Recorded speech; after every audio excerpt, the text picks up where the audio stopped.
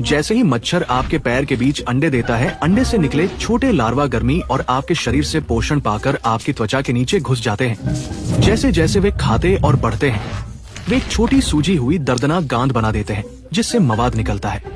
इसे निकालने के लिए डॉक्टर उनके सांस लेने वाले छेद को पेट्रोलियम जेली से बंद कर देते हैं, जिससे कीड़ा दम घुटने लगता है और हवा के लिए ऊपर आता है।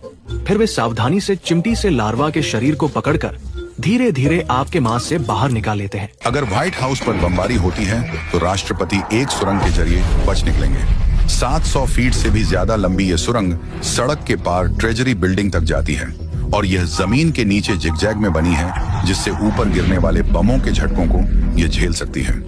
दूसरी ओर एक शानदार बंकर है जो ग्रेनाइट में तराशा गया है और तिजोरी की तरह सील किया गया है। शांतिपूर्ण समय में भी यह सुरंग कड़ी सुरक्षा में रहती है ताकि हमेशा एक आपातकालीन रास्ता मौजूद रहे। अगर आप टैंक को एक टैंक सप्रेसर में फायर करते हैं तो कुछ गैस को 2 साइड चैम्बर्स में मोड़ दिया जाता है, जबकि राउंड सीधे मेन शाफ्ट से होकर निकलता है। संरचना के साथ बने छोटे छोटे छेद कुछ दबाव को बाहर निकाल देते हैं और बाकी दबाव त्रिकोणीय दीवारों से टकराकर धीमा हो जाता है। इससे शोर लगभग 20 डेसिबल तक कम हो जाता है, लेकिन इसका इस्तेमाल सिर्फ ट्रेनिंग कैंप्स में किया जाता है ताकि आसपास के लोग परेशान न हों। रॉकेट एक स्लेज पर हाइपरसोनिक गति से चलेगा और 2 मील के बाद ट्रैक अचानक पहाड़ की ढलान पर ऊपर की ओर मुड़ जाएगा।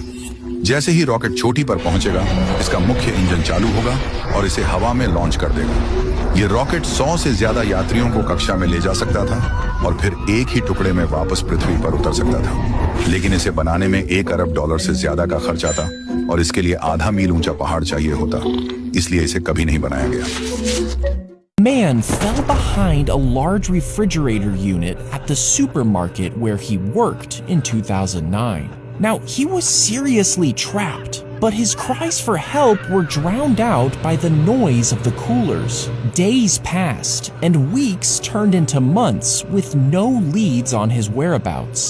It was 10 years later that contractors began working on the now abandoned supermarket. As they moved the refrigerator unit, they सोचिए आप एक ताबूत में जागते हैं और एहसास होता है कि आपको गलती से जिंदा दफना दिया गया है। आज के मेडिकल गाइडलाइंस के साथ ऐसा नहीं होता, लेकिन 19वीं सदी में पुराने ताबूतों के अंदर खरोंच के निशान मिले थे, जिससे ये डर असली था। इसलिए एक समाधान के तौर पर ताबूत के अंदर रस्सियां लगाई जाने लगी, जो जमीन के ऊपर तक जाती थी और एक छोटी घंटी से जुड़ी होती थी।